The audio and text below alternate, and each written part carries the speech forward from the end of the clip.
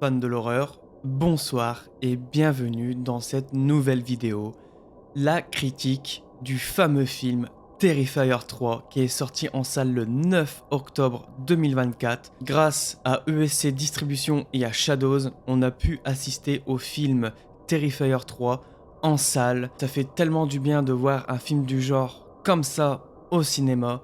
Et il y a une seule chose que je peux vous dire, enfin, Art le Clown est dans la lignée des plus grands boogeymen de l'histoire du cinéma d'horreur.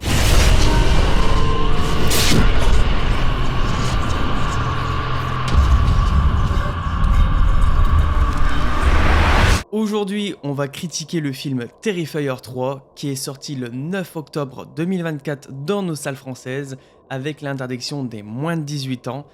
Ça, c'est vrai que ça fait un peu polémique justement en France, mais c'est pas pour autant justement que le film fait un carton plein dans le box-office français. Et ça, franchement, chapeau pour ESC Distribution et aussi Shadows qui se sont démenés mais à fond pour sortir le film dans nos salles françaises. Mais d'un côté, c'est vrai qu'avec l'engouement qu'il y a eu avec les moins de 18 ans, il y a beaucoup de personnes qui ont été voir le film sans connaître justement la saga Terrifier et aussi ne pas avoir vu justement les premiers films. Et donc du coup, en allant voir au cinéma, les gens trouvent ça nul, trouvent que ce n'est pas un film d'horreur car il ne fait pas peur. Je tiens à mettre les choses au clair, un film d'horreur n'est pas forcément a pour but de faire peur en fait. Et un film d'horreur n'est pas fait pour faire peur. Il y a tellement de catégories dans l'horreur que je pourrais vous en citer plein. Il y a le paranormal, il y a le thriller, il y a la comédie, il y a tellement de sous-genres dans l'horreur. Excusez-moi, mais si vous allez voir par exemple Shaun of the Dead, c'est un film d'horreur sur des zombies, mais c'est de la comédie. Mais pourtant ça ne fait pas peur, mais c'est considéré comme un film d'horreur. Tout simplement. Bon, je fais une petite parenthèse là-dessus, sur justement sur cette restriction de moins de 18 ans. On est là pour parler de Terrifier 3, réalisé par Damien Leone. Cette critique va être comportée en deux parties, c'est-à-dire, comme d'habitude, partie 1, non spoil, et partie 2, avec spoil.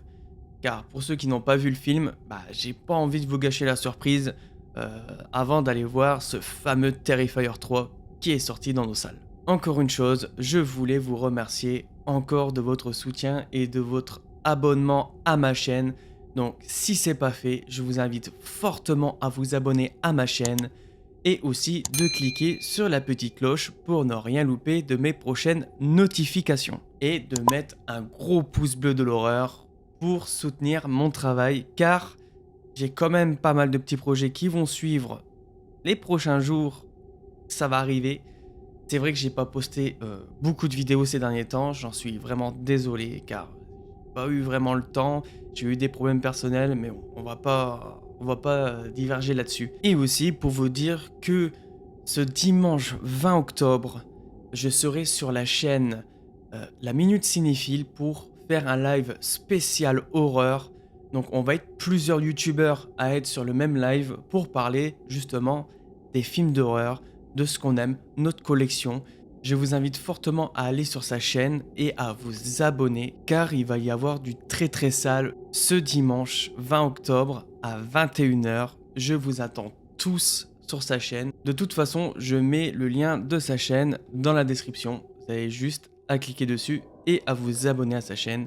Merci à toi, la Minute Cinéphile, de m'avoir invité pour ce live spécial Halloween.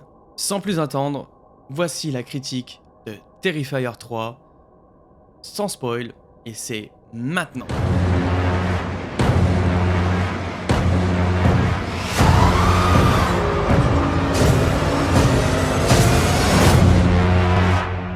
Alors, ce fameux Terrifier 3, qu'est-ce que j'en ai pensé?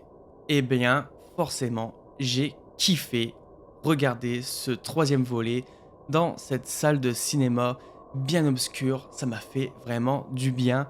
C'est un film qui est amoureux. Il te donne tout ce que tu veux voir dans un film d'horreur. Il te le donne, mais vraiment généreusement.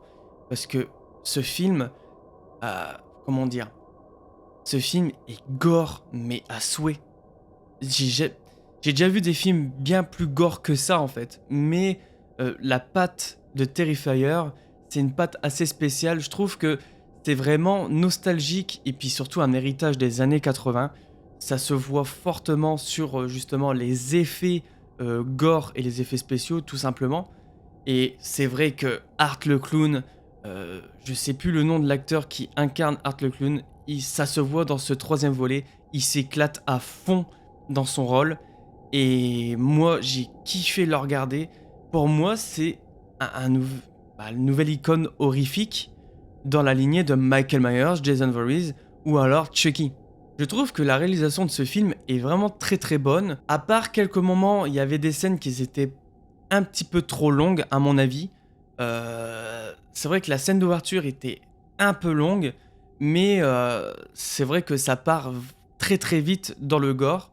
Et j'ai bien aimé aussi le développement des personnages qu'il y a dans ce film, car on en apprend plus sur Art, ses origines, pourquoi il est là. Il y a toute une mythologie autour. Le film montre quand même sa passion pour les films des années 80 et aussi forcément cache pas mal de références dans ce film aux films cultes des années 80. J'ai beaucoup aimé justement comment a été réalisé le film. Au niveau de la musique, forcément, au niveau de l'ambiance, c'est vraiment pas mal. Il manque un petit peu de thèmes vraiment percutants comme le 2. Le 2 avait vraiment des thèmes qui étaient vraiment percutants et qu'on s'en souvient encore. Moi, je sais que à la fin de la séance, je me souvenais plus trop des thèmes principaux du film. À part mention spéciale pour justement la collaboration avec Ice Nine Skills, qu'ils ont fait la musique pour Terrifier 3. À un moment dans le film, on entend un petit peu le morceau. Je trouve que ce morceau est génial et vraiment bien retranscrit de l'univers de Terrifier. Et le film s'inspire énormément de Evil Dead, je trouve. Parce que comment se déroule le film et surtout aussi au niveau des effets spéciaux, ça fait très Evil Dead, mais aussi sur son scénario. Je peux pas trop en raconter sur la partie non spoil, mais à la fin il se passe quelque chose, un peu comme dans le 2. Le 2, quand elle est en tenue de guerrière avec son épée, tout ça, je trouve que ça faisait déjà Evil Dead par rapport, bon, un scénario de fou, autant y aller à fond. Comme avec Evil Dead 2 ou alors Evil Dead 3, l'armée des ténèbres. Je trouve que c'est vraiment, mais vraiment encore un honneur et un hommage en fait envers tous ces films qui nous ont bercé notre enfance. Et c'est vrai que j'ai passé un agréable moment sur le visionnage de ce film. À part mon collègue qui était à côté, il y avait une personne qui était à côté justement, et il est parti en courant. Alors si c'était pour vomir ou pas, je ne sais pas, mais en tout cas, dans la scène de la douche, il est parti en courant. Ah, ça m'a fait rire, beaucoup rire. Et en parlant de rire, c'est vrai que ce troisième volet est beaucoup plus humoristique que le deuxième. C'est Art est vraiment dans, on dirait le Jim Carrey de l'horreur. C'est fou, hein. Mais moi, il m'a fait beaucoup rire avec les scènes gore. Ça accentue un peu l'horreur et après il y a l'humour. J'aime énormément et c'est vrai que je reviens encore à Evil Dead, mais voilà. Evil Dead, c'est beaucoup humoristique à partir du 2 et je pense qu'il s'en est inspiré pour sa saga Terrifier. Mais sinon, à part ça, le film ne mérite pas toute cette haine envers lui en disant que c'est nul, ça fait pas peur, tout ça, ou que c'est trop gore. Mais renseignez-vous avant d'aller voir un film d'horreur, surtout que c'est le troisième volet. Moi, je pense que si vous n'avez pas vu les autres Terrifier et que vous voulez voir celui-là au cinéma, bah excusez-moi, mais au moins renseignez-vous un petit peu un minimum avant, ou au moins regardez les autres films pour comprendre ce troisième volet. Je peux pas en dire plus sur cette partie de non-spoil, car il faut un petit peu plus développer ce que j'ai aimé dans ce Terrifier 3. En tout cas, les personnes qui sont restées jusqu'à cette partie, merci beaucoup de votre soutien. J'espère que cette critique vous aura plu. Si vous n'avez pas vu Terrifier 3 ou alors vous en foutez d'être spoilé, bah continuez cette vidéo, sinon arrêtez maintenant car la partie spoil commence maintenant.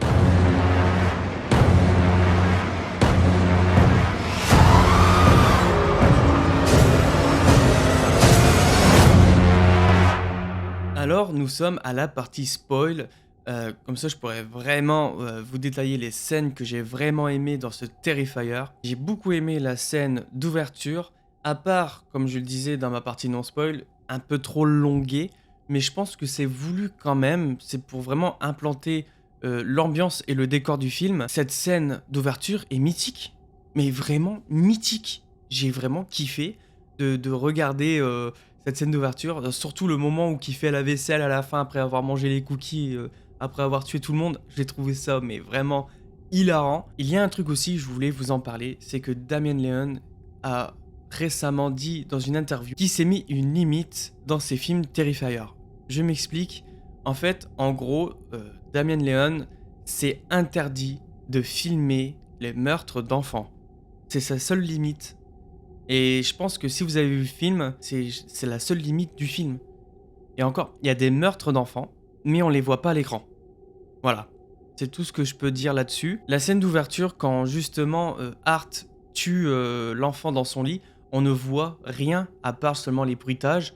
C'est ce qu'il a voulu faire, ne pas montrer vraiment le meurtre de l'enfant à l'écran. Je trouve que c'est peut-être une bonne chose pour que vraiment ça reste quand même en salle. À part la scène d'ouverture, je trouve que la scène de la douche était vraiment survendue. C'est une scène qui est très très gore, hein. Ça je dis pas le contraire.